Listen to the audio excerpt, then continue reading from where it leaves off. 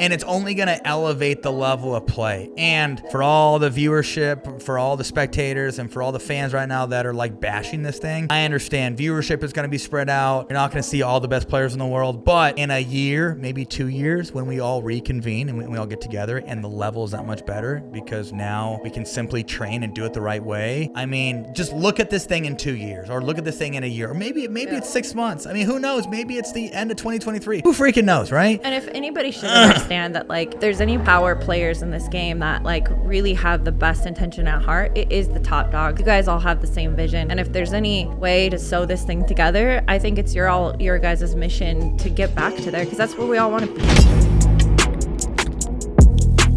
What's going on? My name is Tyson McGuffin. Welcome to the McGuffin Show. There is crazy stuff taking place in the pickle space right now. All good. I think this whole thing is going to work itself out. Obviously, recent news, we have the split of MLP and PPA, so we'll definitely get into that. Also, definitely going to get into my Triple Crown weekend there in lovely Brigham City. Been on the road the last 2 weeks, and then also we will recap Kansas City as well. First and foremost, great to be home. Spent last night in my bed. We just got our deck done, both the front and the back. Also bought some new furniture for the back patio. Got some cool plants and stuff like that as well to kind of jazz up the look. We're finally set up outside. It's funny. We're toward the end of summer, but gosh, it's so nice. Yeah. Like, that's the beauty of our house. Love our house, but like our 5 acres and our trees and just being outside is like. It's so funny. We're not home that much, so when we are home, we're kind of like hermits. We kind of just stay in our house. But it's so nice to enjoy it, and I don't know, have the kids outside. We took them in there. They got little not RC cars. What are they called? Big wheels. They got some big wheels. Banks got a Range Rover. Matt got a G-Wagon, looking slick. The Range Rover's black, the G-Wagon's white. And they can't drive them yet, but we have like little remote controls, so we're able to cruise them around. Those things go fast. Things go pretty fast, yeah, pretty cool. Everybody around us is on 5 acres as well, so there's not much traffic or much activity out where we live. So we can... So there was like a bunch of neighborhood families last night that were cruising around on their bikes and walking around. And everybody's waving. It was a beautiful night, and... Yeah.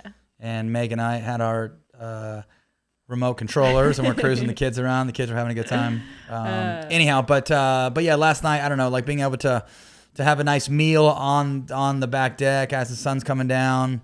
Woke up nice and early, got in my sauna for an hour, got in the plunge. Anyhow, so just as much as we love traveling, being on the road. Getting myself an occasional TC when Ben and Annalise not there.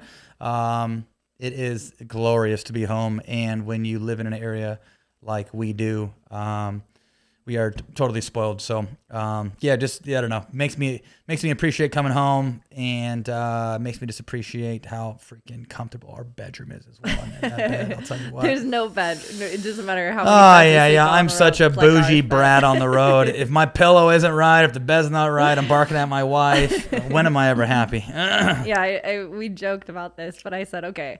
There's only so much you can read reviews. You can look at all the photos. Right. I'm like, Airbnb, for God's sake. To like hire someone locally Start to grading go lay in the comfortness of your bed and your pillows. We need to know like make, model, brand, because then I can go to deal. a local mattress shop and try out the same one, and then I can have a better idea. Tell our viewers here how you normally do that, or if there's something I like on the road or something I like about somebody's house. Right away she orders it. Oh yeah. No, I'm like taking photos. There's nothing better than like Pinterest. I think has a search now, an image search. Google has the image search. Even like I think there's a few different ones. Like there's Smart View where you can like literally like hold your phone up and it's like finds it on Smart Google. View. So brilliant. Thank goodness for technology, for right? sure. But yeah, Stephanie, our home designer, Stephanie Sanders. Bless her heart. She's great. She's had to deal with my indecisiveness for a long time. Oh yeah, put something up, take it down, fight us on a rug. He absolutely hates rugs. Try telling him that the accent makes it look good. I don't like it. He doesn't like rugs. But yeah, no, it's been it's funny, but I mean, that's kind of the fun part though about traveling around and seeing all these different houses and stuff, seeing different ways people, decorate or do things. For sure. But it's funny though, you fall in love with, like, we stayed at Matt's beautiful place in was it Kentucky? Yeah. And that house was like old colonial, like just gorgeous, but in its own style, And Right. so we, like, every time we see something that we really like that, we're like, could we live in something like right. this, or Does this work for us? Yeah. But it's good to admire different styles, even if that's not the style of your own house. But okay, so TOC, so Stallion Performance, Craigie and I, we call him Quadzilla from time to time as well. The man is only getting meatier. We ended up cruising took off Monday morning for Brigham City, flew from Spokane to Salt Lake. It's about an hour 15 flight, and then Salt Lake, the drive from Salt Lake up to beautiful Brigham City, it's about 45 minutes. So the weekend before, actually taught a clinic. Elise Jones came up. Connor Garnett came up. There's this financial group Renaissance Financial that I've been working with for the last couple of years now, called Renaissance. And a gentleman by the name of Greg Keller is the gentleman that owns Renaissance. And anyhow, he took my camp a couple years ago. Was a total fan. And this is one of the few businesses that does these private camps like that. Mm-hmm. But essentially, Greg was such a fan of my teaching style and the way that we kind of ran stuff. So basically, the last 3 years, he's had like a company camp to a certain degree. And he'll have his employees come out. He'll have some of their friends come out. And some of their clients. Totally. So the first year, 3 years ago, we did it in St. Louis, where Greg lives. Greg has a firm in St. Louis, also has a firm in a firm in Omaha, Nebraska, and then a firm in Phoenix. And they have a new one in Salt Lake. Oh, okay, there we go. Just added a new one. Yep. And anyhow, so that very first year was in St. Louis. It was at Greg's house. It was my first time getting the Greg treatment, and I'll tell you what, if you know Greg and you've experienced that Greg treatment, I know AJ Kohler has. AJ's from St. Louis. AJ has spent some time with Greg, maybe at his house. But Greg treatment is about as good as it gets, I'll tell you what. So that very first year, K-Mac flew in as well. It was just K-Mac and I. Mac was just a few weeks old. Right. Macker came with us. We all ended up staying at Greg's house. Like every night, Greg had like this private chef from Panama fly in. And the chef basically made us a 5-course meal for a couple nights. And we also obviously did some teaching stuff throughout the day with this group. But every night it was a party at his house. He had cocktail waitresses. He had a private chef. He would invite a bunch of bigwigs from St. Louis to his house, CEOs, lawyers, attorneys, entrepreneurs. And anyhow, it's his way to really network, to really meet a lot of cool people. And Greg loves hosting events. And so that was my, I guess, first treatment with Greg. K-Mac obviously loved it. And then the following year, I guess last year, we ended up going to Phoenix, stayed at the JW Marriott, where PPA has also ran tournaments, and did the camp there. Did the camp there. Same type of deal. Food was catered, was all taken care of. Got the Greg treatment, and so planning for this year, we're like, okay, Greg, we've done St. Louis, we've done Phoenix. Get your ass to Coeur d'Alene. Come see what North Idaho's all about. He ended up bringing a much smaller group. It was definitely a bit more intimate. But we totally tore it up. We did pickle the first day, had a barbecue at our house that night. And what's cool about the group that he brings is that it's a much younger group, and they're all salesmen at heart, and they can all talk the talk, and they're all just total characters. And so obviously I love running my camps, but there was a much younger crowd here in Coeur d'Alene. So after dinner, we're all drinking, having a good time. They were all doing like 5-minute cold plunges, obviously in my plunge. And Greg was only able to get one leg in. But anyhow, so it's just, fun to hang out with that group. But the first night we did a barbecue at our house. Second night we did Beverly's, which is on top of the Coeur d'Alene Resort, probably one of the nicest restaurants in Coeur d'Alene. And then that last day, Greg rented a little cruise boat that's tied to the Coeur d'Alene Resort. We ended up hopping on the cruise boat and kind of cruising around Lake Coeur d'Alene. Anyhow, stellar weekend. Greg's a total stud.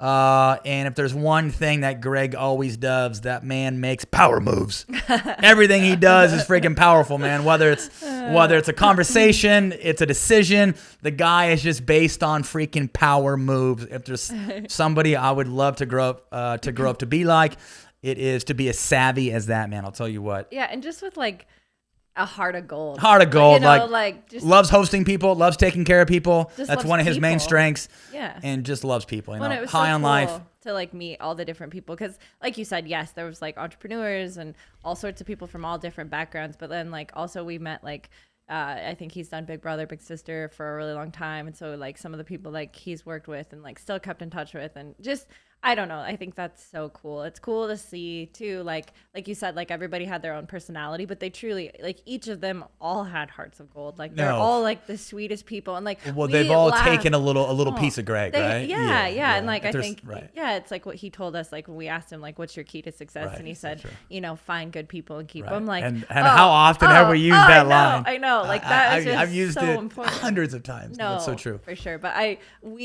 that last dinner at Beverly's, I was crying. I'm like almost tearing up thinking about it. Like I was crying, laughing. Like that whole night, we had to get one of his guys it's hilarious. He's doing some celebration. Jensen was doing some celebrations, and so he was like pickle celebration. So when you win a point, he had a couple. So the first one was after you win a point, use your paddle and you like walk a dog with it, or like another one would be you like hit a winner. And then you like crouch in the kitchen and hold your ears and throw a bomb over onto their side of the net and then hold your ears. Oh yeah, a bunch of silly stuff. The best one, I think he pulls out a laptop, he gets it out, and he sends the nuke over, and it gets down. Just pure gold. Like he's got to come to all the majors. We need him. But no, so true. And I did a podcast yesterday with the kitchen, and something we talked about was, like, you know, in our little inner circle, how have I been so successful? How does everything run so smoothly? And something I mentioned was finding good people and hanging on to them. And life is a heck of a lot easier when you can find good, efficient people and hang on to them. And take a look at our, inner circle. Josh from Top Notch, our agent, love him to death. K-Mac, love him to death. Super efficient. Emily, camp administrator, love her to death. Like, not only are they super efficient, but they're freaking good humans. And as I think most of you know, I'm a big integrity guy. And as with K-Mac, Devin knows that. Mark knows that. People who have played pickleball with K-Mac definitely knows he's a very big integrity guy. And anyhow, it makes a big difference to us. Makes us feel good having good people around us that are very efficient. So TOC ended up obviously the weekend before ran a clinic, had Elise Jones, had Connor Garnett. Actually on that Friday at Gazer, which is a Discovery property. We did like a little exhibition up there. Mike Meldman, the owner of Discovery, was up there. We had Marty Fish. Got to play some Padel with Marty Fish for a couple days. Talk about a freaking stellar human. And anyhow, Ben, Mr. Johns was up there hanging out with Meldman and spent some time at Gaza for a couple days. And so anyhow, Ben and I, it was kind of nice. For once in my life, I got to compete on the same side of the court with that man. But him and I played Padel against Mike Meldman and Marty Fish. I can gladly say that even though I played the right, I actually played a bigger role in the right, and I played a manly right role. But I can gladly say that Ben and I were able to get a W. And anyhow, no, it was fun getting to hang out with him. And then obviously afterwards we did a little exhibition. But what I'm trying to say is that over the weekend, got some practice in with Connor, practice Saturday, Sunday with Connor, also practice Monday, may have practiced Tuesday with Connor. So leading into that finals on Saturday, that very last match, not going to lie, love me some Connor Garnett, but just, getting a sense of playing him in practice and feeling good about those practice games, it definitely gave me some confidence leading into that last final on Saturday. But I'm gonna rewind here and start with Wednesday. So Wednesday, obviously singles day, had my guy Craig there with me, I think it was. I thought obviously playing in Brigham City, the altitude's a little higher. It's like around 4,500 feet. Ball flies a little bit. Ball flies a bit more. And so I really felt like on Wednesday I was really able to dictate with the serve and the drive.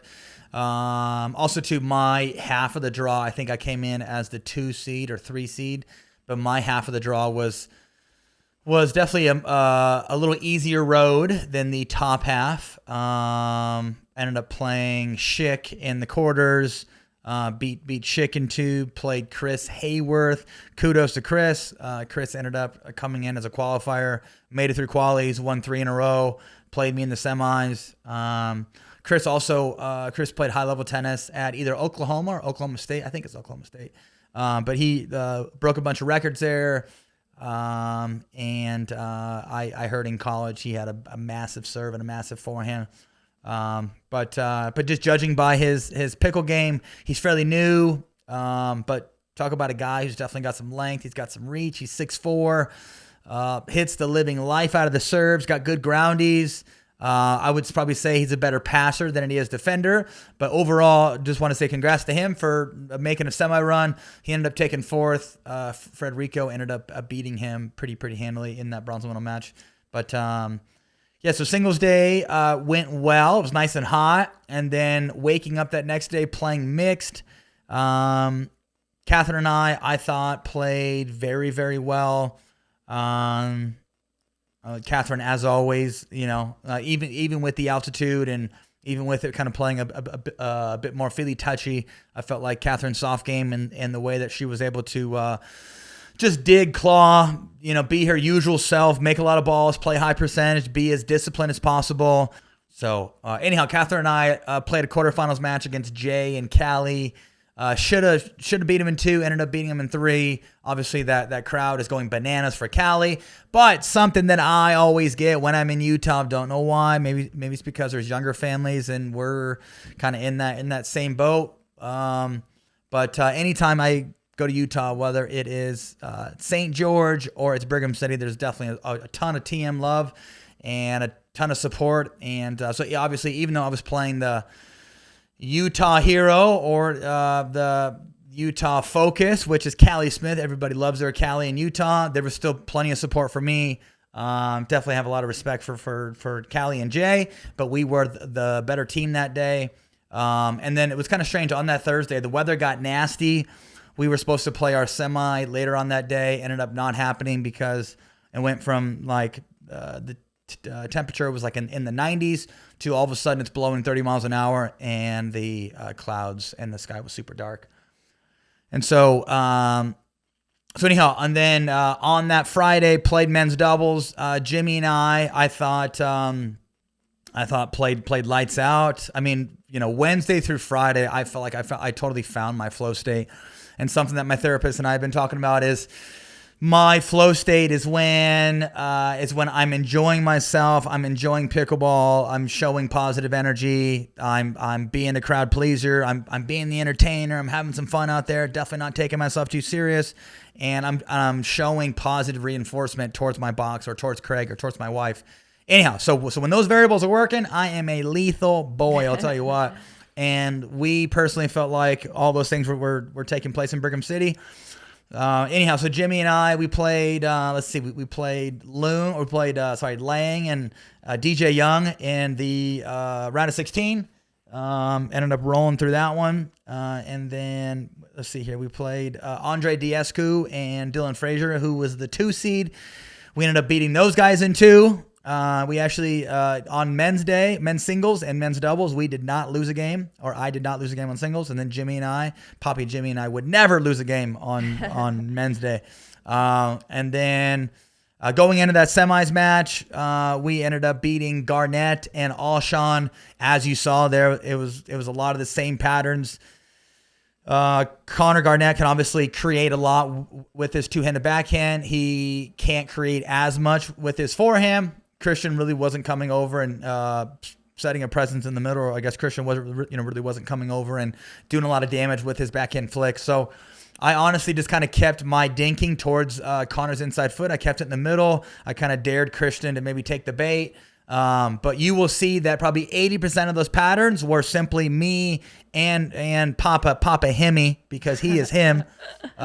We were simply just putting it on Connor's inside foot and forcing Connor to either create airs, make unforced airs, or, you know, maybe just give us a ball that we can work with.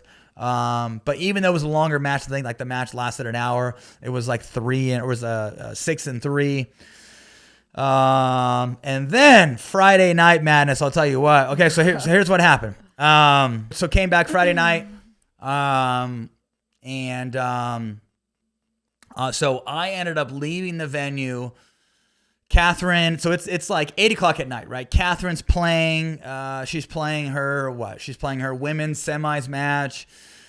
Before the match, my agent's talking to Connor Ogden and basically saying, hey, like, you know, Tyson told me it's blowing 30 miles an hour. It's super dark. You've been there like 12 hours. I mean, this has been a long day. You've been playing men's all day. You got there early to warm up. Right, you know, right.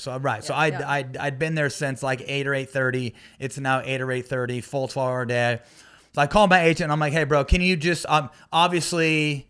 Oh, sorry. So like the night before, Jesse, Riley, Ogden, because Padel wasn't there, Catherine and I all come together and we say, hey, obviously, since we can't finish our semi tonight, when should we play our semi on Friday?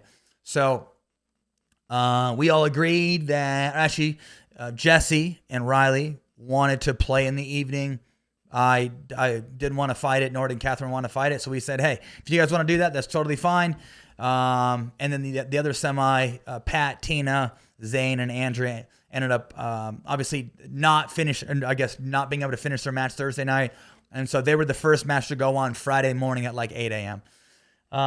So Friday night rolls around. It's dark. It's 8 or 8:30, blowing 30 miles an hour. People are leaving. Nobody wants to freaking be there, right? So I call my agent. Josh calls Ogden, and he's like, hey, you know, this is what's going on. Tyson says this. And so we were told shouldn't be a problem. Right. So I was told it wouldn't be a problem. So my team told me I could leave. I left. Craig and I went to Wingers, got ourselves a nice little 5-star meal at Wingers. Right when we're getting ready to order, it's like 9 o'clock, right?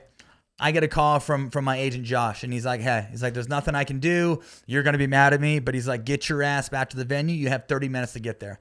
Obviously, I'm pissed. I had just taken one big gulp out of my hazy IPA, which is about 4% there in Brigham City. And got to drink about 10 of them to actually feel anything. And so I'm like, Craig, for Pete's sakes, we got to freaking go back to the venue. Obviously, in that tiny town, it takes about 45 seconds to get back to the venue from Wingers. So I get back to the venue. I change real quick in the car. I'm walking in, and right as I'm walking in, it's like, I don't know, 9:25 or something like that. And my agent told me that if I'm not there by 9:30, they're gonna default me. So as I'm walking in, the first person that sees me is Dylan. Dylan's the new player liaison. Bless his heart, great guy, stellar. Would do anything for anybody, but he tells me basically to like get moving, and I take one look at him and probably say something that I didn't mean, and anyhow, so I was just getting pushed to like get on the court. When I show up, apparently Riley and Jesse have been eating up the ref and eating up Ogden for like 30 minutes, saying like, this is nonsense, yada, yada, yada. Tyson's supposed to be here. We planned this last night. And anyhow, so they were trying to get the match defaulted. They were trying to get the W.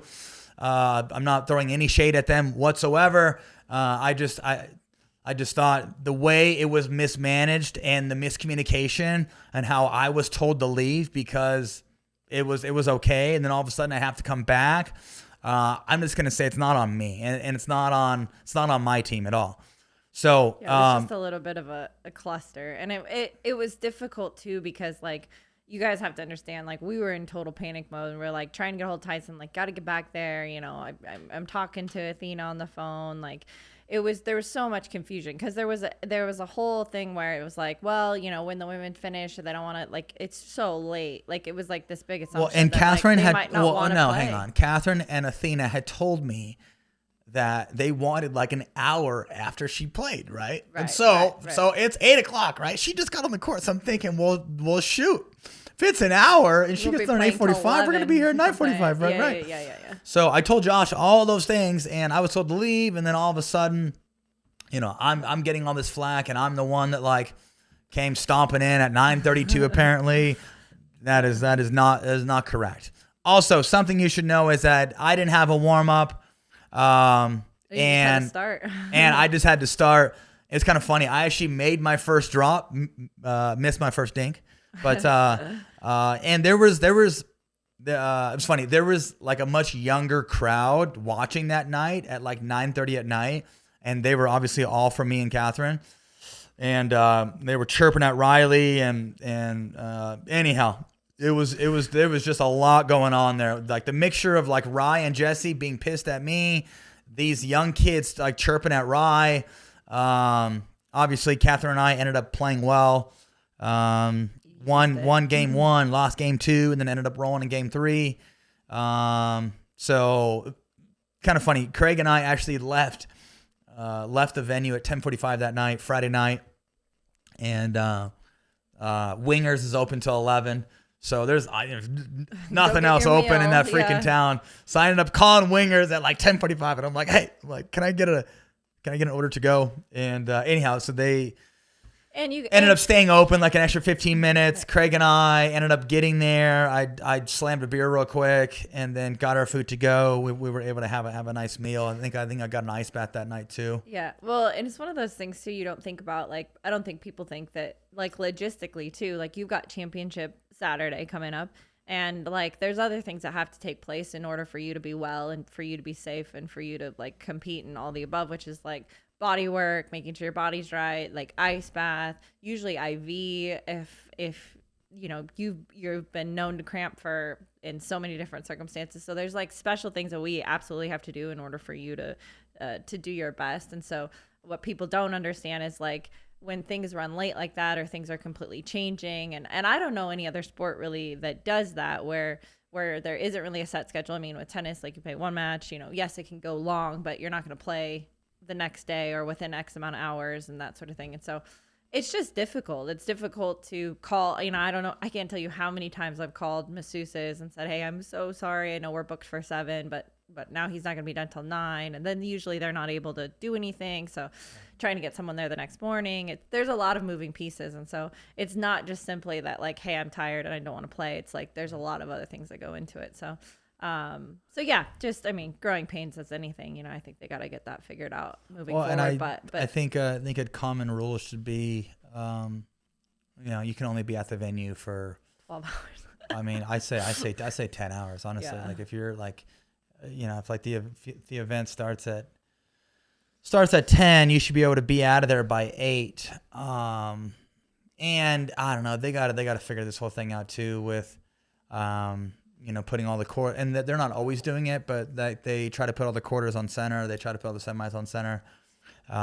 It just ends up being this very extended long day. So whether we want to start I wouldn't mind starting at 8, starting at 8 and then trying to run start at 8 and try to run the semis like from 2 to 4. Everybody's home by 6. Not too shabby. And another set of commentators, or I saw the dual camera thing. Like, I don't think that's a bad look, like switching between matches. I know it's a little distracting, but I totally understand networks obviously are not going to give you 2 channels or 2 whatever. But like, if you could do it in one, just like tennis does, I don't know. I don't think it looks that bad. And it just keeps the players, because at the end of the day too, like you want to see a performance. And if players are playing 12 hours, what really are they going to see at the end of the day anyways, so. But anyways, kind of funny about TOC. I'm pretty sure this guy was in St. George as well, but it's my doppelganger or it's my lookalike. Anyhow, the big green tank on. Yeah, right. So but he sat front row from like Wednesday through Saturday, watched all my matches, was totally in my corner. I can't remember what his first name is, but the guy's a total legend. On Saturday, insane day. I woke up Saturday morning, got some body work in at like, so obviously didn't go to bed till like 1 o'clock Saturday morning, slept till about 6, had a masseuse come over at 7, got about an hour of body work in, got to the venue 8:30. Craig and I did a full 30-minute dynamic. Papa Hemi and I practiced from like 9 to 10, and then 10 o'clock rolled around. And obviously, Jimmy and I, for those first 2 games, got completely rolled. Riley and AJ is a very good team. The night before, I'd gotten a W over Riley. That was my first W against Riley this year. I'd played Riley 3 times this year, twice in mixed, lost to him both with Catherine. Once he was playing with Elise Jones. Other time he was playing with Paris Todd. Lost to him in 3. And then Jimmy and I played Riley and Matt in Austin. And the quarters also lost in 3. So played the guy 3 times this year, all lost in 3. The night before, obviously, Kath and I beat him and Jesse in 3. So going into this match, I definitely had some confidence and used some of the patterns that I felt like worked for me when I was on the left and Riley was on the left. And anyhow, so we got rolled in games 1 and 2. The crowd wasn't behind us. The crowd had a hard time being behind us because Papa Hemi and I were getting rolled up, and there wasn't a whole lot we could do. Anyhow, going into game 3, I told Jimmy, I said, hey. I said, we are not going out like this. I said, in order for us to find some different ways to get back in the match, we need to somehow find ways to get some cheapies, get some freebies, shake and bake, cheap points, blind aggression. But let's freaking make this sucker messy. Let's make this sucker messy, right? So Jimmy's got a big serve. Jimmy's serve and drive is bigger than mine. Jimmy's got a lively freaking arm. That's why he's using that 002 gold signature.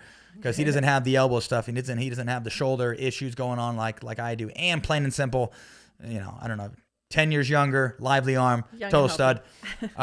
So Jimmy, game 2, I'm pretty sure we rally off 9 points off of his serve. He's hitting the life out of the serve, as you should anytime you're in Brigham City. Makes a lot of sense. And in high altitude, going for broke on the serve, following it up with a Ferrari forehand drive, goes hand in hand, falls from the same tree. So game 3, go for broke on the serve. Honestly, kind of play similar to how Jimmy and I play mixed, or how good, successful singles players play mixed. Go for broke on the serve, find thirds, shorten points up. And honestly, that's what we did. As they were unwinding, I was really able to pinpoint my drive, find some good precise locations. Jimmy could disconnect, use that big old swatty 2-handed backhand. And anyhow, so we ran away with game 3, 11-0. Crowd is going nuts. Crowd just erupted on match point, full pickle. Going into game 4, obviously we have the momentum. The crowd's in our favor. We end up pulling away with game 4. Similar though, aggressive on the serve, aggressive on the return, aggressive on the drive, and just try to get little gains with getting up and established, and try to get little gains by being aggressive, or I guess being more aggressive on the return. That way it's tougher for them to come in and we can get some quicker side outs. That's what happened. Game 5. I've heard from multiple people that was the best game 5 they've ever seen. That was the best match they've ever seen. Obviously, there's a lot of really good best of 5s out there, but I don't know. There was some stupid points there in game 5. There was one point at 6-3, game 5. Honestly, it looked like a block, punch, and reset drill where Jimmy and I are in transition. They're speeding up. We would block. They would speed up again. We'd slap, block, speed up. Anyhow, there was 4 different variations of that. And then all of a sudden, Jimmy slaps the forehand, hits the tape. AJ's pissed. Riley, as we all know, is more than pissed. What's so funny is that the way Colin Johns looks at let courts and just the emotion that he shows. Oh my God. Riley was that times 2. I'm not throwing any shade Riley's way, but just there was a lot of emotion showing when we had a bunch of let courts, and honestly, it was bad. I think we had like 6 or 7. 2 came out of me, more came out of him. And then it's crazy too. There's another point at 9-4, game 5. And Jimmy, the guy's just a walking highlight reel. Anytime he won a point against Riley head to head, he would say "see," or he would say, he said no a couple times. Anyhow, both of those goofballs were going back and forth. And at 9-4, Jimmy's got that 2-hander cocked, loaded, and ready just to put a freaking hole through somebody. And Riley came at Jimmy. Jimmy's in transition. Jimmy hits I haven't seen a 2-hander be freaking hit bigger than this. Jimmy slaps the living hell out of this sucker. Hits it for a winner. Gets us to 10-4. Looks at me and says, "Bang!" And I swear to God, I damn near laid an egg. I mean, the look on Jimmy's face, him saying "bang," I almost lost it. He was in it. I had to get my shit together because it's 10-4-2. They end up running back to like 8-10. Jimmy and I, we had 3 match points. We're going into our 4th match point. I look at Jimmy and I say, "We're the better team. Now's the fucking time, baby." And I mean, legendary match point. I've watched that match point at least 500 times. That eruption from the crowd after that stupid point. And what in the hell am I doing? Running off the court. Literally, it was a total panic moment. Complete panic. Luckily, Jimmy was able to beat those guys playing singles. Well, I don't think people saw you got stuck in the I got stuck in the freaking video board. And why I'm trying to find a forehand and that scenario is beyond me. I have no idea why. But I run around pretty sure in my silly mind, I thought it was going out. It was clearly in. You had to let it bounce. I had to let it bounce. I'm like 10 feet off the court. Jimmy's thinking, what on earth is this idiot doing? Even the commentator, she was like, oh no. Tyson's off the court. Where's Tyson? Where'd he go? So I end up like, I don't know, hitting a little speed up off the bounce, hoping Jimmy's going to clean up my mess. And Jimmy ends up like running over, stabbing a block. Riley comes at him. He punches. Riley comes again. Jimmy punches it down. Riley misses. Crowd goes crazy. I damn near tackle Jimmy, knock him down to the ground.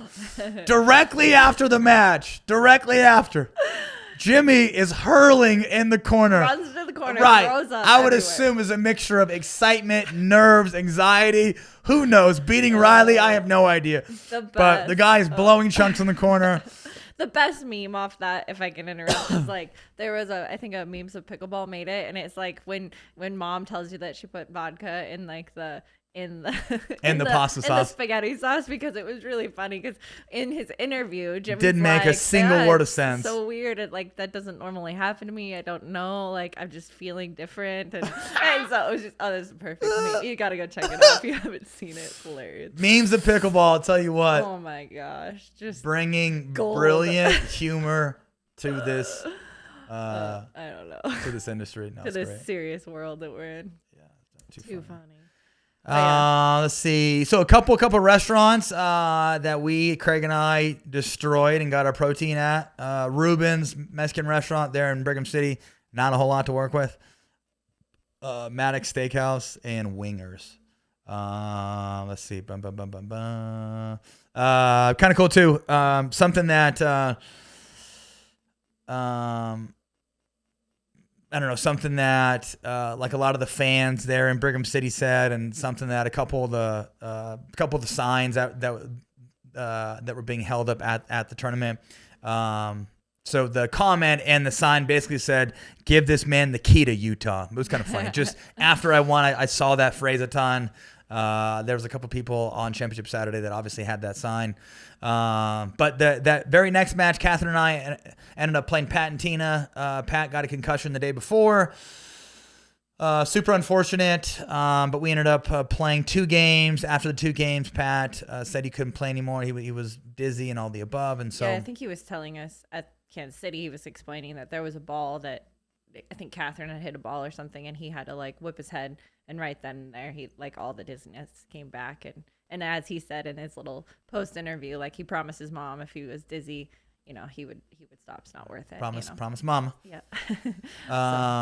So we ended up winning that, and then let's see, and then I had a break. So that was back to back, and something that I had done the night before was I'd kind of just like envisioned. Obviously, once I got the schedule, that was playing back to back, men's and mixed. I just envisioned every different scenario in that men's match, like us getting our ass kicked, and then me having to play mix, or us rolling them and me having to play mix, or us playing a 5-game match and me playing mix next. Obviously did not run it through my head that it was going to be 2 hours, right? No. So after that match, I went to the bathroom, got changed, like took 20 minutes to like get my head back on right. James and I were very much on a high. Honestly, after that match, I could have easily taken all my clothes off and slammed 5 beers. So got my act together, played with Catherine, clothes were on, and we ended up winning that match because they ended up defaulting after 2 games. I had to break the very next match, and obviously played Connor Garnett in that final. Won game 1, down in game 2. Kind of funny. Something that Pablo told me we were practicing in Kansas City this last Wednesday, and actually in practice, Pablo was up 1-9, and when I played Pablo in St. George, I think he was up 1-9 as well. But something that Pablo said in practice, probably shouldn't have, was here's where Tyson comes no, back yeah, right. He's like, yeah, here's where Tyson comes back from the dead and finds a way.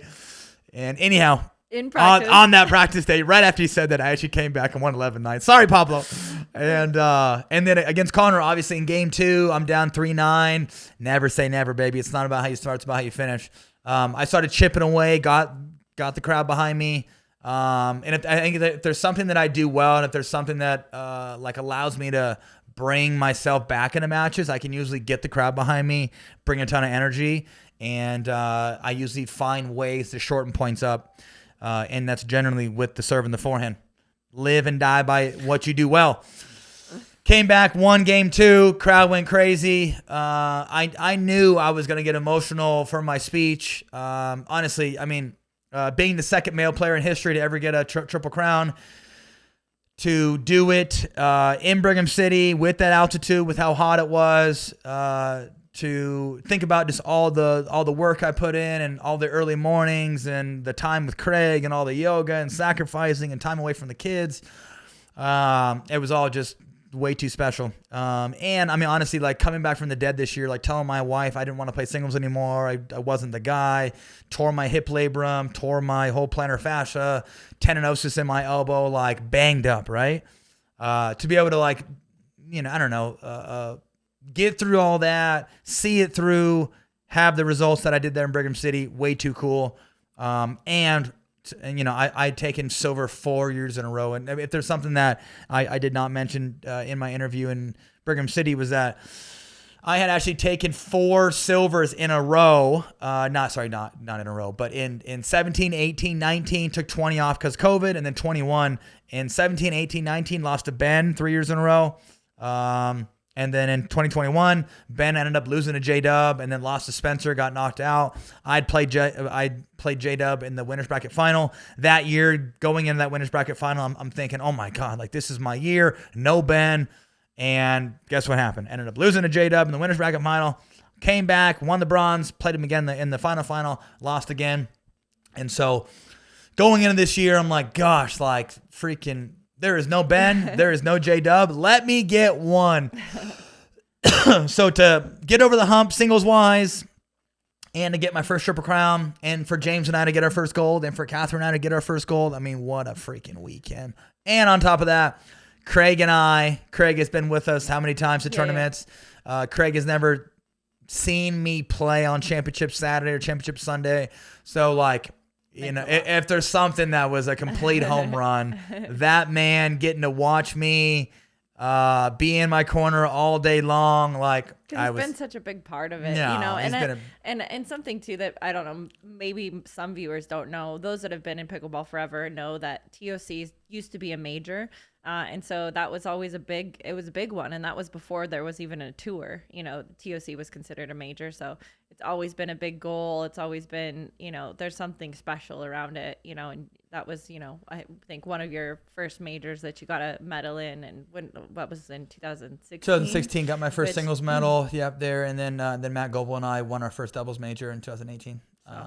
So a lot of history there. Happy to leave that place with 3 golds. And I know you don't give yourself enough credit, but I just think too, like, even thinking logistically, getting a triple crown and what it takes and how like the stars have to align, like, you have to play all 3 events. There's not a lot of players that play all 3 events. And I don't know, like, even logistically, it makes sense now why Ben is the only other person that's ever gotten one. It's a difficult thing to line out. Sure. So, and I've mentioned multiple times that it's not a true triple crown because Ben, Anna Lee, and J-Dub weren't there.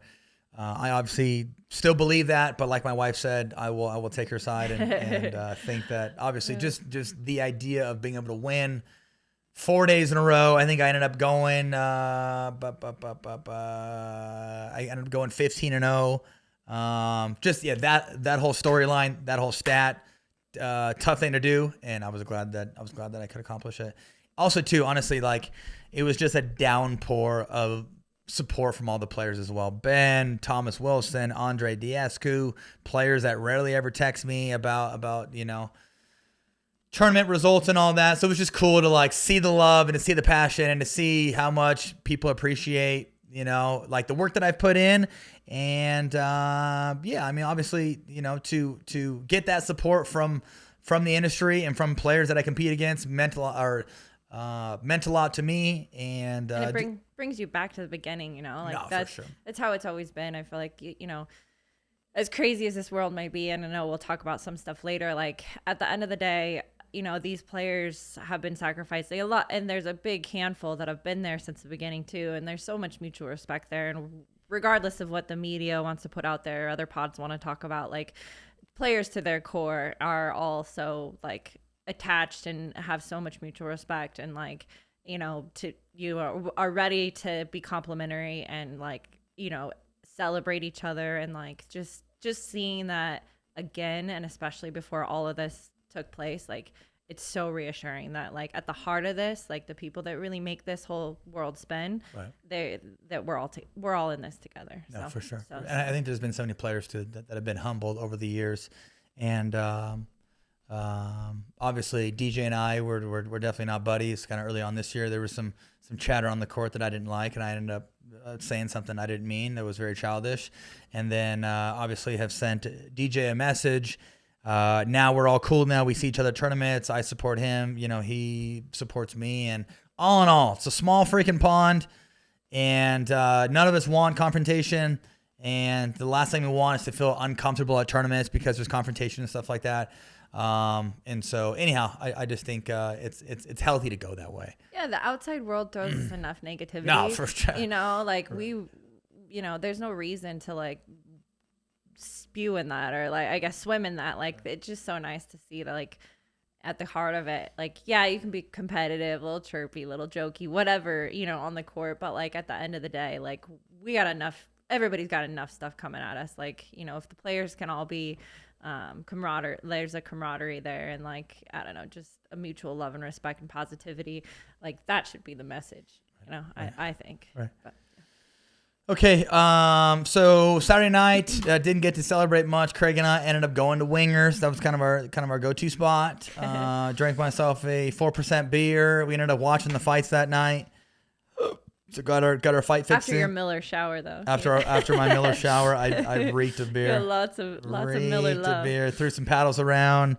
Missed your flight. It was so funny. You like celebrated. We wanted to celebrate your win. I was like waiting for the phone call, and then then Josh is starting to call me, and everybody's calling me, and I'm like, hey guys, I gotta call Delta. I got to get some stuff. She was trying to get daddy home Saturday no, night. I wanted to see him. I wanted to celebrate. But I was. she wanted a piece of daddy Saturday night. But I got you Sunday morning, so all good. And this was already pre-planned. Sunday ended up spending a stellar Sunday at the Gorge, which is a badass concert venue in Central Washington. Only crummy thing was that it was super. There was a ton of fires and stuff around us, and so it was tough to really see the beauty there in Central Washington, see the Columbia River and all that because it was so hazy. So many wildfires. We actually had to take a detour to even get to where we are because they shut down the whole entire highway. So it was pretty but it didn't stop us from having a great time. I'll tell you what. Went to a concert called Bass Canyon. A ton of EDM, dubstep music, a wide range of characters there, a wide range of. All walks of life show up at that place. But stayed at a vineyard. Was all taken care of. Food super yummy. Didn't spend a whole lot of time on that Sunday being sober, if you know what I mean. It was all good. Went to the spa. Went to the spa, but Sunday tore it up. You know why? Because after getting a Triple Crown, being sober sucks. Being sober sucks. Miller time. And then flew directly to Kansas City. Kansas City, I'll tell you what, was insane. That first, so I was going to practice. Obviously I partied all day Sunday, recovered Monday, and then Tuesday we flew out, met somebody at the airport with our children, picked them up, all mobbed to Kansas City. I was going to practice in Kansas City that night, and I remember my first step outside the airport. Oh my God. And like feeling that heat wave of humidity and heat. I'm like, there's no way I'm practicing tonight. Boom. So I ended up going on my phone right away, contacted a mobile IV nurse, got a massage that night as well, and got myself dialed. Wednesday, woke up, practice, got like 8 games of practice in that day. It was like, I don't know, 99 degrees, 95% humidity, brutal. Honestly, like I've never dealt with that stuff. And apparently, like the week before in KC was high 70s, high 80s, nothing comparable to that. They said that's not normal. It's very unusual. And it's funny. I was talking with Kim with the PPA. She's so sweet. She always helps with like getting our rental cars and all the different reservations and stuff figured out. Super sweet. She said she got in late at night. She's like, it is not normal for you to be like, for it to be completely pitch black outside and to feel that like heat and that like humidity. And it's so true. It's like so natural. Like you get to the evening and you think, oh, I'll just open up the window and have some breeze. And even our Airbnb was so sweltering hot for our kids. And there was AC, but like, it's just the places are not built for that. Yeah, exactly. Right. And so our Airbnb host, by the way, super sweet, did everything they could to help us, which is so nice. But yeah, it's so true. Like you couldn't escape it. I mean, you were practicing and then even coming home and getting your body work. I mean, it's just pure heat. So Wednesday, practice a ton or practice like 7 or 8 games of singles, just to try to get my body like adapted to that stuff and get the gas tank primed for the next day. Anyhow, I swear to God, on that Wednesday, per individual game of singles, I would sweat through. I was not wearing a shirt that day, so I'd sweat through a pair of shorts. I would sweat through a pair of socks, and usually at the end of the game, it was like a 10-minute singles game, right? I would blow out my shoes. And so day one, I'm thinking like, how on earth am I gonna freaking manage this? Like, logistically, if I'm blowing out a pair of shorts and blowing out a pair of socks and my shoes after 10 minutes, like good luck trying to freaking play 4 days with this, right? Like, do you take a time out? What do you do? So actually Christian Alshon gave me a brilliant idea, and something I haven't done since like college, I think, was to double sock it. I know it sounds so simple and sounds like even a 10th grader or even a 10-year-old could figure that out.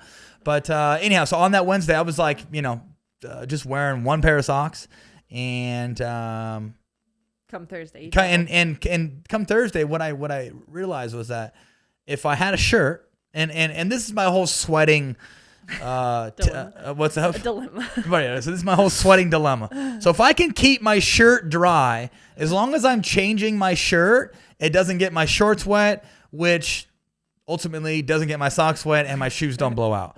So Thursday I double socked.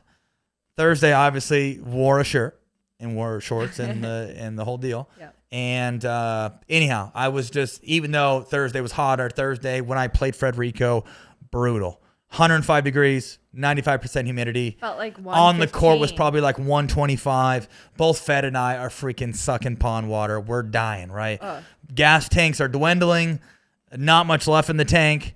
As you guys saw there in game 1. Come on. Came back from what? 2-9? Yeah. Came back from 2-9 and literally hit 9 screaming Ferrari forehands in a row. He had used both of his timeouts. It's 3-10.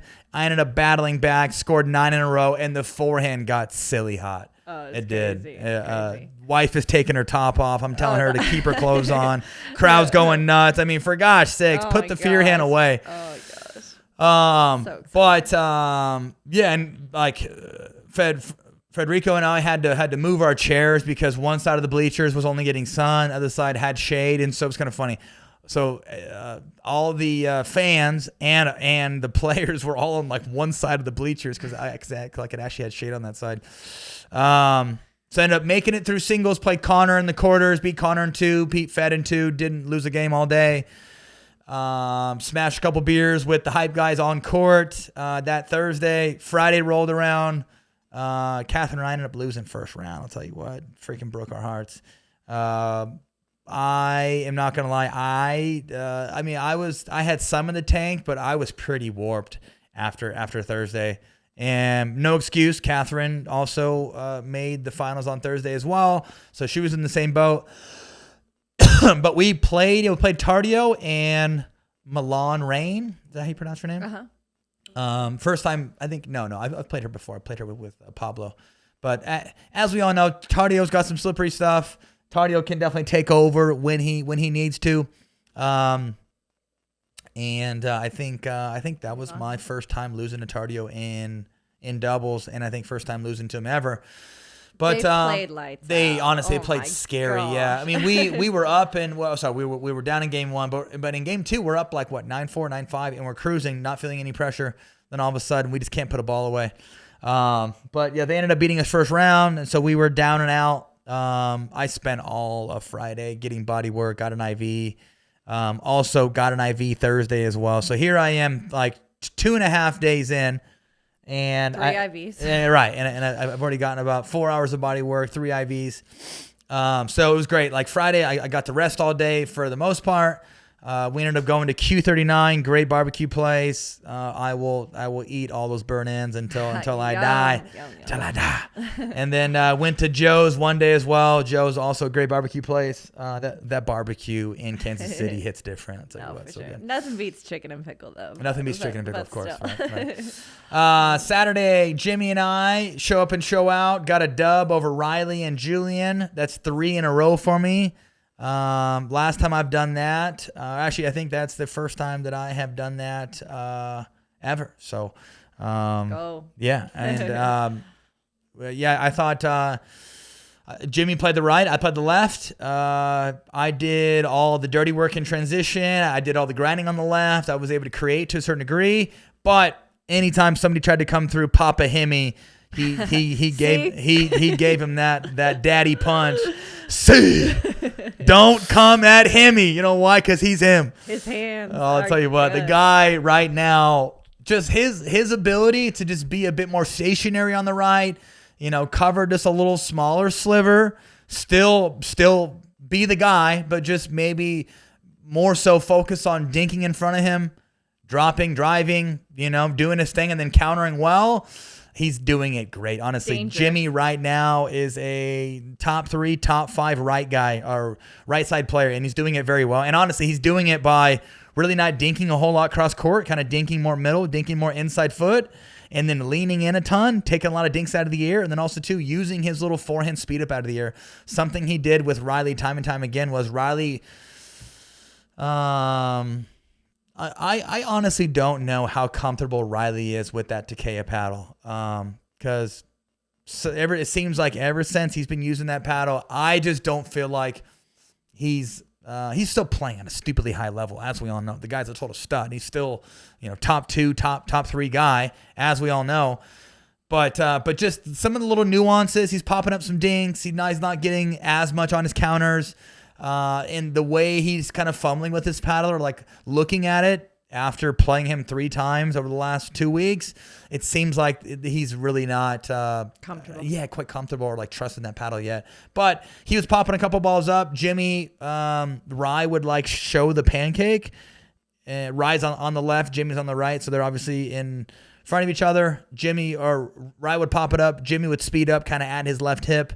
And Rye caught that ball like 2 or 3 times because he kept sliding and trying to find a forehand.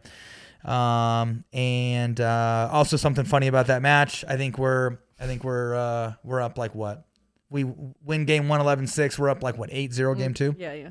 All of a sudden, freaking it's 9-8, and then it's 9-all. Yeah. And then, but at 9-6, Julian ended up like taking over. Julian hits 3 let court winners in a row. Big adiamos, chest pump, looked right at us. Great, no comment. I'm a fan of Julian, just not a fan of that stuff. And anyhow, we ended up, they brought it to 9-all. They're bringing the energy.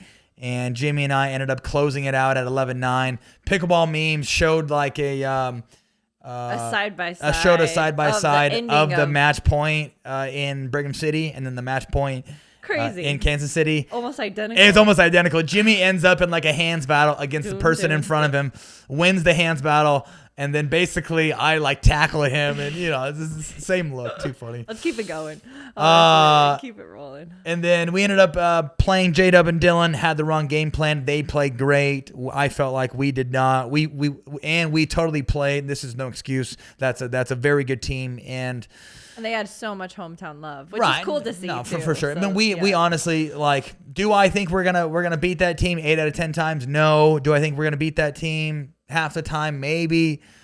But anyhow, I thought they played lights out. I tried to overcompensate, and just that slow, methodical, boring, dead dinking in the middle. Oh my God, there's nothing to work with, and so we just need to have a better game plan going into matches like that. We ended up getting rolled that match, lost 5-0. It's one of those matches where it's like, get me off this court as quickly as possible. Kudos to those guys. Those guys ended up taking silver. But Jimmy and I ended up playing the bronze, played all Sean and Zane Navratil, and 1 and 2. And Jimmy and I got our 3rd medal in a row. Bronze in San Clemente, gold at TOC, bronze in Kansas City. Not too shabby for Mr. Hemi and I. Going into Championship Sunday, I had a ton of confidence. I had ran the match through my head in a wide variety of ways. Game 1, Ben played lights out. And for everybody that, I don't know, like I was thinking this too, obviously having my first experience playing in 3 finals on that Saturday, the weekend before. But I had like, or I don't know, there were so many people that had texted me that said, hey, like just make sure like you have a gas tank and make sure like you're drinking plenty of fluids. It's going to be a long day on Saturday and all that. But honestly, like the conditioning that like Ben does, the conditioning that I do, the conditioning that like the conditioning that the top level players do, we can easily do Championship Sunday and play 3 days. I don't think that's a big thing.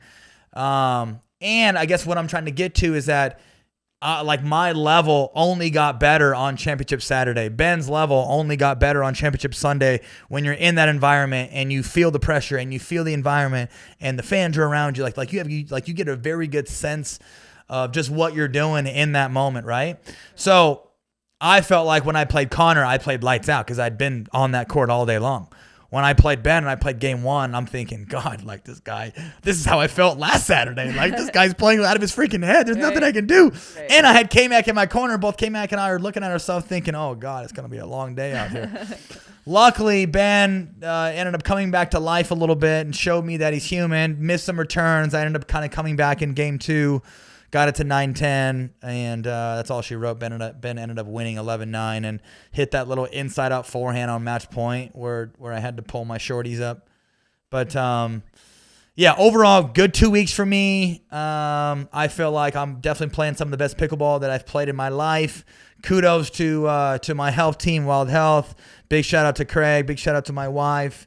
Anybody that's been in my corner, that's been giving me positive reinforcement, that's been like kind of building me up. But something that I mentioned on a podcast yesterday talking about mental health was that I just feel like I have I've found a much better version of myself. I think I know myself a lot better. I know my identity. I know my little tendencies, and I think just mentally, like, this is the sharpest and as dialed and as confident as I've ever been. So, being able to fuel that, being able to use that, and not only like use like the physical aspect of like being strong and being talented and all the above, but also now bringing some of like the mental toughness and bringing some of like the mental consistency with it, I think adds a whole new element. And, you know, I think we're at a time in sports right now where players and athletes are starting to talk about that stuff and talk about just how powerful it is to like have a therapist and to be mentally dialed and to have all the pieces working together, goes such a long ways.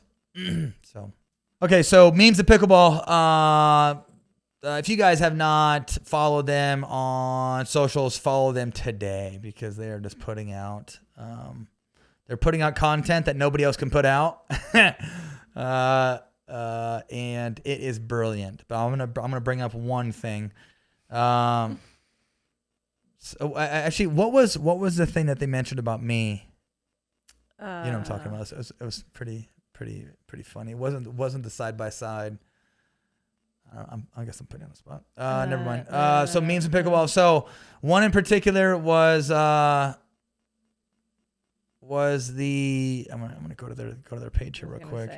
Was the post about Riley, and essentially the first slide says PPA title since Riley Newman dumped Matt Wright.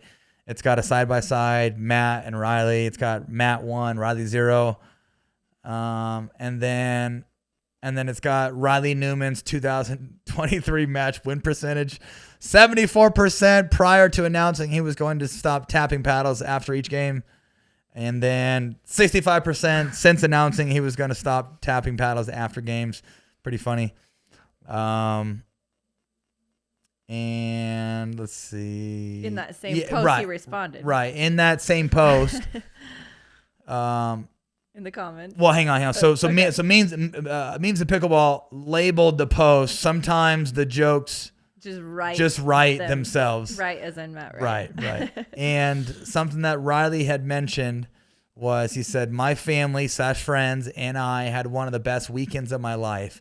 Appreciate the post. MLP, shaking hands. Shows a money bag and then shows thanks. And I'm not going to say much more, but I'm going to say that that whole thread got roasted. I think completely roasted.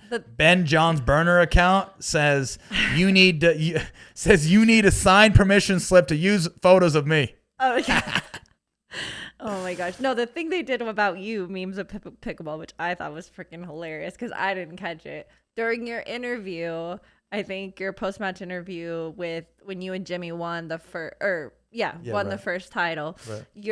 She's talking, the girl that's presenting you with the trophy, and you're looking at the trophy and you're like fumbling with the lid, like trying to see if you can take a drink out of it. Right. I know you. And so they said, leave it to Tyson to be handed a trophy and immediately check if he was able to take the top off and chug a beer out of it. Right. That was pretty clever. Another comment from that same thread was Dylan Flex says, same query, relieved. This isn't about him. Pickleball memes, leave Sammy alone. Sammy's always liking it though. No, he is. He does it to himself. Sammy. Okay, so let's get into bigger news. Even bigger than my Triple Crown is I'm gonna have my wife go at this for a little bit. Is MLP PPA. The split, something that I just want to, I guess, bring up real quick is that apparently the deal was never signed. What was supposed to be signed last week never got signed. Obviously, both sides are throwing around massive contracts. PPA offering 7-figure contracts, doubling offers from what MLP is offering, allegedly. Offering 4-5 to 5-0 players, $200K plus. Also, too, it seems like, or I guess what MOP offered was obviously money guarantee, health insurance, all expenses paid for, and a 6-week vacation. Or 6-week mandatory off season. 6-week mandatory off season. And anyhow, so obviously this is kind of how I see it. Then I'll let my wife dive into this much deeper. Players got paid. Top 30 can now live comfortably. I think that's huge for pickleball. On both sides. On both sides, PPA and MLP. Now we're in a position where all the hard work these players have put in, they're taken care of. They have big guarantees. Because before, honestly, they were scraping by, and the tours, and I guess just previously what was taking place with the PPA. Obviously, there was appearance fees and all the above. But just these deals weren't as chunky, weren't as big as what's being offered now, right? And it just seemed like the top 30 players for the last 2 years, or for the last year or so, really has just been scraping by because there wasn't a whole lot of guarantee in their corner. And more so, they were getting silver cards. Sweetie, if you want to talk about silver cards versus gold cards. Yeah. Silver cards are what? Well, no. So, I mean... silver cards are obviously no health insurance. Right. There's no, they don't get double the appearance for MLP. They don't get all the perks and benefits that gold members get, correct? Not everybody. Now here we are. Yeah. Now here we are. And basically anybody that signed with PPA essentially all got this. It's not a gold card. They're not calling it a gold card, but basically it is a gold card, right? They get health insurance, all expenses paid for, and they get a big old bag. Yeah. Right? In the new offers. In the new offers, correct. Yeah. So, I mean, I don't know how much, I don't know, maybe viewers you can put in the comments or whatever, but I don't know how much spectators or viewers of pickleball really understand what some of these players were earning, or what some of these players are taking home, or how they were compensated. Or, I mean, I know even for us, right, we get a ton of comments, like people assume that our lodging's taken care of, or they assume that, certain different perks that, maybe in other sports, or I don't know why they're assuming that. But I think that something to like realize is not everybody. Yes, some of the top dogs obviously had appearance fees and things like that, but that didn't really. It's very okay. So something that happens in tennis with that system, something that's been happening with PPA as well, is that it's very top heavy, right? Like top 3 brand endorsements, appearance fees. They're winning Triple Crown. They're winning a ton of prize money, but it's top heavy as all hell. Right. And you have to understand that. I do understand that to a degree, because, they have to understand too, like, it's top heavy in that, like, take Ben and Annalie. They win everything. They're winning everything. They very much deserve to be compensated. So people are there. Absolutely. No, I know exactly what you're saying, but they're, they're selling tickets. People want to watch them. That completely makes sense. Then you take like you, maybe a handful of others, but like we've like worked so hard and like taken so many chances and like gone out and done content, done media, and done all these things to like try to go full-time pickle, and not only go full-time pickle, but be the king of content and all these things and stuff. And so in that, we've grown your brand and your following, and we're so appreciative to all our fans and viewers out there, but also makes you valuable. And not only are you a top player, but you also bring that side to the game, the content side. So there's this whole thing honestly doesn't benefit top players. I mean, it does to a certain degree, but this whole thing really puts his fingers in top 30 players and puts this big old safety blanket over the top of them. Right? It does. Right. I mean, and something I was going to say is that not all these players are freaking deserving. They're not. There's a lot of half-asses that are just playing. It's true. There's a lot of half-asses that are just in the industry that are just showing up, and they use the pro lounge as a social scene, and they use the pro lounge to talk trash about people. They don't deserve any of this, right? And like what my wife just said, we have like dug and clawed and found the best way to really build this platform by YouTube and content and newsletter, and which has brought in 12 to 15 brand endorsements, right? And we've been leading in that area. And now here we are, where this whole thing kind of gets leveled out to a certain degree. And so I obviously I'm happy for the industry. I'm happy for players, and I I honestly think it's only a matter of time before they merge back. Maybe it's the middle of 2024. Maybe it's this time next year of 2024, or maybe it's the start of 2025. Plain and simple. It's. I think it's a little too diluted to try to have two different entities. And at the end of the day, something that the viewers should know, and maybe this is like,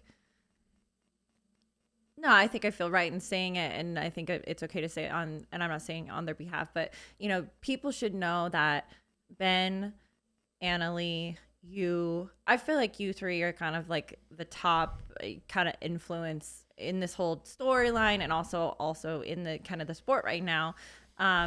You guys all want to be in the same place. You guys all want to be playing together. You guys all have the same vision. You guys are all three of you guys are such grinders and have worked very hard to build your brands and to build your success and to be a severe competitor on the court. And I don't know, I've heard you say time and time again, it's just like when you were saying with your Triple Crown. Well, I don't really consider it a true Triple Crown because the big dogs aren't there. Right. Like, you're not someone that wants to just go where you can win or go where you're like without them. No, because if I would have done that, I would have been APP the whole time and just been the total legend over there, right? Exactly. As we all know, I want to take on the challenge. I want to play the best players in the world. I've been showing that I have been one of the best players in the world for the last 8 years now. So if there's something that I don't like about this whole thing, and there's something Ben doesn't like, I've been speaking to Ben a little bit. He doesn't like about this whole thing is that we're now segregated, and it's gonna be very diluted. And I think what the fans want, what the people want, what brands want is they want all the best players playing on the same tour. Now with that being said, though, I'll say this: the way that we were headed, or the way that we were going, if nothing would have changed, I can't tell you how many players, and as you guys all know, like, we've had plenty of players fly up here, train with us. We try to put them up in our apartment, share meals with them, all the above. Like, but it's hard. It's difficult when you're barely making it. And for that, right, you have another job. Now you have to take off work to be able to train. You have to take off work to go to these tournaments. You have to have an employer that understands that. I mean, there's so many aspects to that. And I can't tell you how many times we got called last minute by a player saying, hey, I was totally going to come up there and train, but like, I didn't get, I don't have enough money. I thought I was going to have enough money, but I can't afford to come up that way. Example. I can't afford to come up there. Take Yame. Yeah, Yame's a perfect example. Like, I've been trying to get Yame to move to Coeur d'Alene for the longest time now. Yeah, and it's tough for him, but you got to understand that he only makes money if he wins. And that is there's only a small percentage of players that win. That's scary. And he's paying his own health insurance, and he's paying his own expenses, and there's guaranteed. No. It's so yeah, like Tyson said, there's some of this is like, gosh, like, it is now evening the playing field, and I do think that it is, but it's not just about that. It's the fact that, something like this, whether Yame signed with PPA or whether he signed with MLP, like, this changes his life. He's a very talented guy. He has a ton of upside. And now he doesn't have to worry about his next meal or paying for his flight. That stuff's covered. He can actually be like a real athlete, do it the right way, train full time. And it's only going to elevate the level of play. And for all the viewership, for all the spectators, and for all the fans right now that are like bashing this thing, I understand viewership is going to be spread out. You're not going to see all the best players in the world, but in a year, maybe 2 years, when we all reconvene and we all get together and the level is that much better because now we can simply train and do it the right way. I mean, just look at this thing in 2 years, or look at this thing in a year, or maybe it's 6 months. I mean, who knows? Maybe it's the end of 2023. Right. Who freaking knows, right? And if anybody should understand that, like, if there's any power players in this game that like really have the best intention at heart, it is the top dogs. And you guys all have the same vision. And if there's any way to sew this thing together, I think it's your guys' mission to get back to there, because that's where we all want to be. Right. And this whole thing about completely getting lost in a team event side of it, because I know that was, I mean, we can cover some of the hot topics. One of the things was, I don't want to just play team events, and I completely understand that. That's one thing they keep talking, that PPA, you really get to know if you're the best player in the world, or where you are in comparison to other people, and that's a very valid thing, and that's extremely important to you too. Like, you absolutely love the the format of Major League Pickleball. You love the team format. We love the atmosphere that brings. And honestly, I think the top dogs enjoy it too to a degree. Right. But you don't want to see the individual events go away. Well, and if you're winning on the PPA Tour and you're getting individual accolades, attention and accolades, obviously the whole team thing would kind of, throw you for a loop, and there's less value in that to a certain degree if you're winning. Correct? Right. And I think there's a benefit to that, right? Because I think then it is a little bit of a mix up. It's not always, you don't know exactly what team's going to win. It is a little more thrilling. It is a little more exciting. But to even Ben and Annalie's credit, it's very important that there is a stage in which they should be able to stand out as the top players in the world, because they are the top players in the world, and when you get a win over that, or when you're, in that top 5 or top 10, whatever as well, like, yes, you should be recognized for that. That's just the competitor in you. Like, you're not gonna, I knew wherever we went or however this shook out, if you weren't able to still be competitive and like pick your own partners and have your own play thing, singles, you would get lost. And that's kind of a misnomer that from the beginning everybody kind of thought that was the vision, was to kind of get rid of these individual events, and that's not it at all. Right. And I think even our last conversation, and this is an evolving situation obviously, and this could change, but it's gonna be, you're going to have both, and you're going to have an ability to watch both. And I think viewers want both. And I think there's one that you could say is like true traditional pickleball. And then you could say, here's another one that's super exciting and works for TV, and it brings another whole other aspect. So, but consider that there will be both. But at the end of the day, regardless, I think for us, and what's so important is,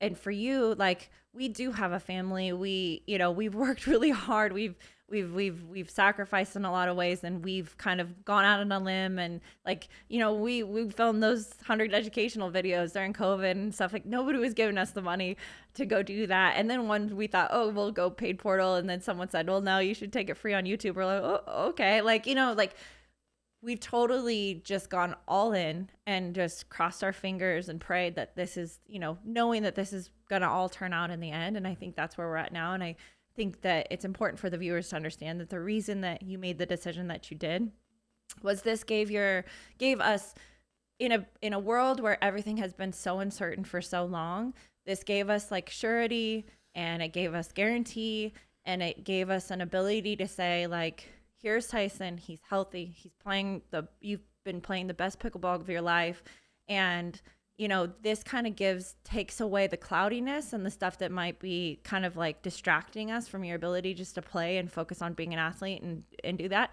And not only that, but it raises the ability for all of these other players. And yeah, I mean, it's a little bittersweet. You're like, oh gosh, we worked our asses off to get where we are. But like, not everybody has that same ability or drive or team or whatever, or maybe they have other jobs and things that are keeping them from it. And so if this gives all of those middle players a chance to like bring up their level and actually make it and take the pressure off, I think it elevates the sport all the way around. Yeah. And without this, as crazy as it was, as bad as the timing might have been, like in the middle of a tournament, all of the above, like no matter what side you're on, if you sit here and say that if this didn't take place, like none of these earnings, none of these player benefits, none of it would happen, and there was still a question mark. What would the future look like, for all these players? And even if there was a merger, but know that our focus and our goal is to all be together in one place. And I think, like I said before, I think there's a lot of camaraderie amongst these players, and not just the players, but just even the people that are working their ass off in the sport, whether it's the DJ, or, all the people working at Pickleball Central, or it's the MLP staff, or it's, all of us have a relationship outside of these like top dogs that are running these tours. Like, we very much like love these people. I don't want to get emotional, but yeah, I think there's a lot of love there. And I think the idea that we can find a way to all be together in the end. Yeah, I mean, that's so important. That's the end goal, is that Kuhn and Dundon, or however this thing shakes out, both sides can sit down at the table, see eye to eye, both sides be happy and make this thing work and bring all the players back. So, yeah, and I don't know. It's just something that's wild is that now we're seeing some of these professional tennis players, come in and get these PPA contracts and be like, hey, I'm freaking done playing tennis. Donald probably more than they ever saw in tennis as a guarantee. And there's no guarantee like that in tennis. Honestly, right. this is the first time ever in their whole sporting career where they're getting guarantees like that. Wild. And they haven't had to show a performance on court to get it, right? Some of these players, they don't have an APP win. Query, Sock, Donald Young, Caitlin Christian. I think contracts are, don't quote me, but anywhere from like 300 to 600. And for, someone like a Donald Young, who is a great guy. But last time I saw him, Donald's like teaching tennis at a club in Atlanta. For someone like him who doesn't play professional tennis anymore and was like top 100 in the world back in the day, to get a deal like that, I mean, freaking life-changing, right? No, right. Life-changing. And I mean, from what it sounds like the PPA may be going after some of that tennis crew. And as a tennis player, if you're in the top 200 and you've been, playing challengers and futures and you're barely making it into ATP events and maybe you're making a couple main draws or maybe you're getting wild cards and you're scraping by, why in the hell would you not come over? Right. Honestly, it's a no-brainer. Right. Yeah. And no love lost there because we love those people to death. We completely do. And I think, and for sure, I just think that it is kind of interesting though, because I mean, it's just such a weird turn of events and landscape now. Like here you go where, there are so many players not knowing how they're going to make it the next day. And now the landscape's completely different. And it includes people that aren't even in the sport yet are now coming in and getting paid and stuff. So it's crazy. It's wild where everything is, but it's important to know that, none of this was taken lightly. None of this was taken easy. It was definitely an extremely difficult and thought out circumstance for all of these players. Right. And at the end of the day, we all just need some, surety and guarantee and just, some actual stability, because I don't think even if you're at the very top, I don't think there's been like 100% ability to be sure that this thing is what this is going to be the very next year. So a couple questions that I had from fans that contacted me on socials was, are you going to lose your image going this route? I've been asked this a lot. I personally don't think so. Shining stars and big names will always shine, whether it's a team setting or individual. We see it in team sports all the time. Also, it sounds like MOP is competing with PPA as a tour and is creating tour stops. Do you have to move to that city? Absolutely not. That was rumors floating around. I would assume this is all up in the air, but hearing from MLP, it sounds like there's going to be, like how there is in NFL and NHL and NBA, where our team would go play Dallas, or our team, our New York team would go play Seattle, and you would go to that city, right? And but do I, if I'm with New York, do I have to live in New York? No. Then, do I think the team franchise concept makes sense? Absolutely. I believe this concept allows for cities to support and back their players. This only helps build players' brands.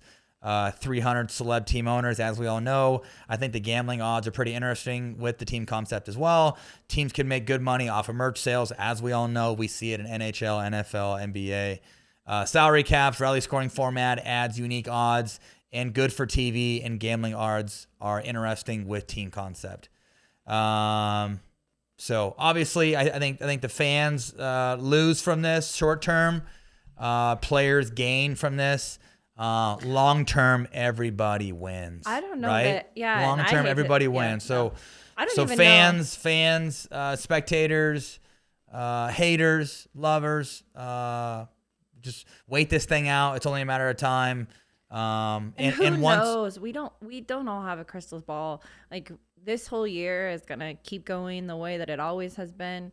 And as far as we know, we're looking forward to Cincinnati. We're looking forward to being part of the PPA family through the end of this year. And who knows? I mean, we're months away from 2024. nobody has a crystal ball. This thing might all get worked out by then. Who knows? But I think, I don't, in my personal opinion, I don't know that there's going to be anything lost with this. And I think overall there's going to be a huge benefit. And I would love, like, one thing you said about like the losing your image thing, and it's important because some of us have like divest a lot into trying to build your brands and stuff. Tell the viewers and listeners how much we spend each year just on content. It's insane. 60 plus, 70 plus. And we have to figure out where to pay nobody's for that. Nobody's paying for that. Right, no sponsors paying so for that. So that's where we're looking at this whole thing and we're like, yes, we love it, but for someone like ourselves, for the last 5 years, spending $50K a year just on content expenses, like, it's kind of a slap in the face to a certain degree. Obviously, everybody wins. My deal looks a touch different than most, but just it just dilutes some of the effort and the work we've put in, right? To a certain degree, but and that's just me being selfish. People thought would dilute it, though. It's just like you said, like, LeBron is not diluted. He plays on a team. He plays for the NBA, but he's not. Stars are going to shine regardless. And does the NBA resent LeBron for being a star? Absolutely not. Are they trying to bury him? Are they trying to absolutely not? But at the end of the day, MLP is half tour stops, half league stuff. And like what we just mentioned, whether it's soccer, it's MLB, it's NHL, it's freaking football. And consider stars will always find a way to stand out. And consider that I would encourage all of you to go and watch that. And we're going to elaborate. We're going to elaborate on a next episode, and we will get a Major League Pickleball on here to fully explain. Well, we're gonna get Kuhn on here sometime this week, and we'll definitely blast another. Because the important thing for everybody to understand is this creates a atmosphere where these team owners are very much involved. They're very much involved in the success of their teams over time, just like an NFL team would be. This creates there's a challenger side, there's even lower than that, there's player development, there's salary caps, there's salary minimums.